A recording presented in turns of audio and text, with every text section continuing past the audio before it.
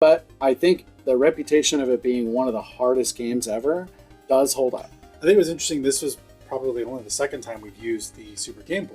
Yeah. Otherwise, we've always used the Analog Pocket for all like the mobile stuff. But in this case, like there was an actual reason to use the Super Game Boy, because whenever I play it on the Genesis or on the Pocket, it's just the green. Like it doesn't do the there's no colors or upscale. Like no, and that was what's really cool about the Super Game Boy. Which if you guys haven't watched our Super Game Boy episode, we did one a little while back. Here.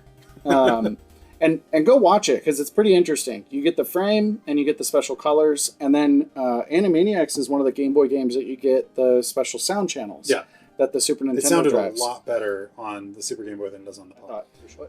All in all, I think all three of them were good. I think they were similar enough. Obviously, the SNES was a completely different game, but like it and the Game Boy, it was so slow. But like I think other than those, like it played really well. I think it was. Yeah, I can tell you that. So the Genesis one, I mentioned this, but just having beat it recently, you get the 4 studios on that kind of map screen, and once you beat each of the 4 studios, which you can do in any order, you collect these like 4 items. Then a secret 5th studio comes up, and you have to collect a Felix statue, which is the joke. Mm-hmm. Instead of calling it an Oscar, they collect a Felix.